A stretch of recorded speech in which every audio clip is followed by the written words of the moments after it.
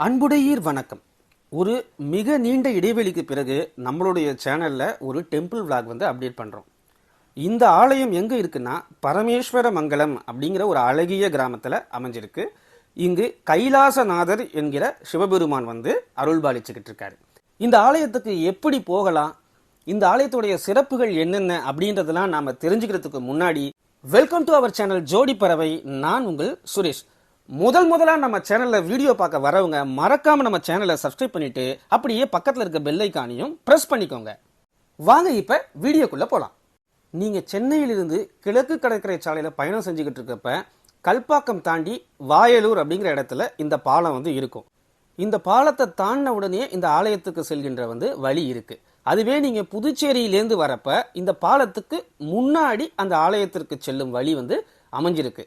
அதற்கு இந்த சாலை ஓரமாவே இந்த பதாகை இருக்கும்.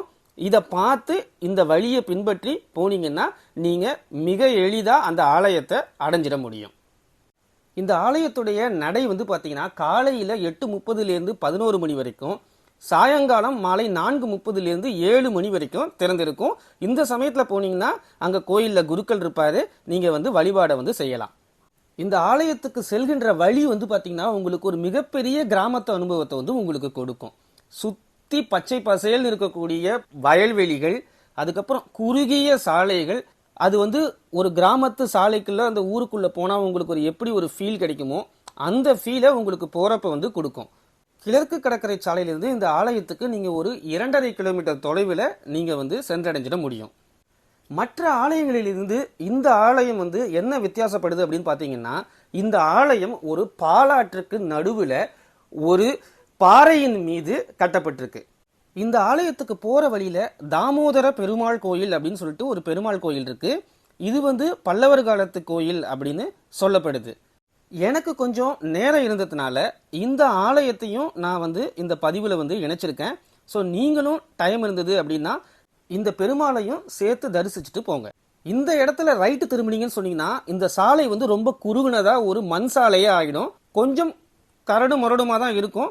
ஆனா இந்த சாலையில நீங்க போனீங்கன்னா ஒரு சிறிது தூரத்திலேயே நீங்க இந்த அழகான பச்சை பசேல் இருக்கக்கூடிய வயலெல்லாம் நீங்க ரசிக்க முடியும். அந்த ஆலயமும் உங்களுக்கு வந்துடும். நீங்க இந்த இயற்கை எழில அப்படியே ரசிச்சுட்டு வண்டியை நிறுத்துறதுக்கு உங்களுக்கு பார்க்கிங்க்கு நல்ல ஸ்பேசியஸான இடம் இங்க இருக்கு.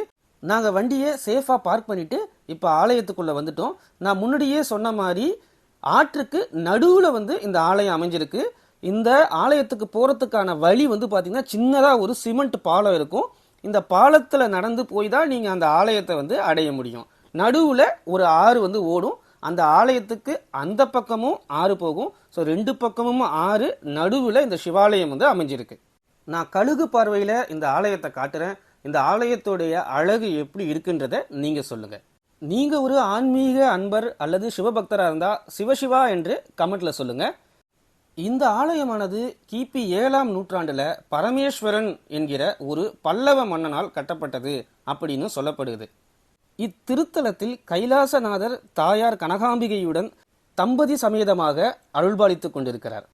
இங்கு குடிபெயர்ந்த சிவபெருமான் இந்த மலைத்தட்டின் மீது அமர்ந்து தவத்தில் திளைத்த பொழுது அவரது ஆனந்த தவத்தினை காண வருண பகவான் ஆனந்தமலை பொழிந்ததாகவும், மலையில் நனைந்தபடியே தவம் செய்து கொண்டிருந்த ஈசனை கண்ட ஒரு பசுமாடு அவர் மீது மலைசாரல் படாதபடி அருகில் வந்து நின்றதும், அதை கண்டு ராஜநாகம் ஒன்று இருவர் மீது மலைத்துளிகள் விழாதவாறு பெரிய படம் எடுத்து குடைபோல் காத்து நின்றதாகவும், தவத்தில் இருந்த ஈசன் எழுந்து இதனை கண்டு மனமகிழ்ந்து பசுவிற்கும் நாகத்திற்கும் என்ன வர வேண்டும் என்று கேட்க, இத்தலத்தில் தங்கி தங்களை நாடி வந்து வேண்டுவோருக்கு வேண்டும் வரம் அருள வேண்டும் என்று கேட்டுக்கொண்டதாக இவ்வாலயத்தினுடைய தலவரலாறு கூறுகிறது. லிங்க ரூபத்தை தாங்கி கைலாயத்தில் இருந்து வந்ததனால் கைலாசநாதர் என்ற பெயர் பெற்றதாகவும் சொல்லப்படுகிறது. இந்த ஆலயத்துல நிருபதுங்க வர்மன் அப்படிங்கிற பல்லவ மன்னனுடைய 14 வரிகள் கொண்ட கல்வெட்டு ஒன்று இருக்கு. இதுல என்ன குறிப்பிட்டிருக்காங்க அப்படின்னா, ஸ்வஸ்தி நிருபதுங்க வர்மர் யாண்டு 16 பரமேஸ்வர மங்கலத்து சைலேஸ்வரத்து மகாதேவருக்கு, அதாவது இங்க இருக்கிற சிவபெருமானை சைலேஸ்வரத்து மகாதேவர் அப்படிங்கிற பெயர்ல அழைச்சிருக்கதா அதுல குறிப்பிட்டிருக்கு. அது மட்டும் இல்லாம இந்த ஆலயத்துடைய விளக்கு எரிவதற்கு செம்பொன் காணிக்கையாக கொடுக்கப்பட்டதாக இந்த கல்வெட்டுல குறிப்பிடப்பட்டிருக்கு.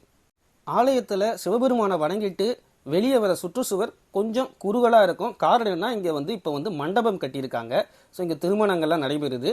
நீங்கள் சுற்றி வரப்போ வந்து பார்த்தீங்கன்னா இங்கே முருகன் உடைய ஆலயம் இருக்குது, விநாயகருடைய ஆலயம் இருக்குது, அதுக்கப்புறம் வந்து பார்த்தீங்கன்னா நவகிரகங்களுடைய ஆலயம் இருக்குது, காலபைரவர், ஸ்ரீராமன் இவங்களுக்கெல்லாம் தனித்தனி சன்னதி இந்த ஆலயத்தில் இருக்குது. பங்குனி உத்திர திருவிழாவில் இத்தலம் வந்து தரிசனம் செய்தால் திருமண தடைகள் விலகும் என்று நல்லதொரு வாழ்க்கை கைகூடும் என்பதும் ஐதீகமா இருக்கு. இவ்வாலயத்துடைய ஸ்தல மரம் வில்வ மரம். இங்கு நீருக்கு மேல் உள்ள தட்சிணாமூர்த்தியை வணங்குவதால் அனைத்து தோஷங்களும் நீங்கி குருவின் பார்வை கிடைக்கும் என்றும் பக்தர்கள் நம்புகின்றனர். சிவராத்திரியில் 4 கால பூஜைகளும் பிரதோஷ வழிபாடுகள், அன்னாபிஷேகம், ஆருத்ர தரிசனம், ஆணி திருமஞ்சனம், ஆடிப்பூரம், சோமவாரம் போன்ற நாட்களில் சிறப்பு வழிபாடுகள் இவ்வாலயத்தில் நடைபெறுகின்றன. எனக்கு தெரிஞ்ச தகவலெல்லாம் நான் இந்த வீடியோவில் சொல்லியிருக்கேன்னு நம்புகிறேன். உங்களுக்கு வேறு எதுவும் தகவல் தெரிஞ்சிருந்ததுன்னா கண்டிப்பாக கமெண்ட்டில் வந்து சொல்லுங்கள். இந்த வீடியோ உங்களுக்கு பிடிச்சிருந்தா மறக்காமல் லைக் பண்ணிவிட்டு கமெண்ட் பண்ணிவிட்டு இந்த ஆலயத்துக்கு செல்ல விரும்புகிற நண்பர்களுக்கு இந்த வீடியோவை ஷேர் பண்ணி விடுங்க. உங்களிடமிருந்து விடைபெறுவது நான் உங்கள் சுரேஷ். ஜோடி பறவை சேனல் சார்பாக நன்றி, வணக்கம்.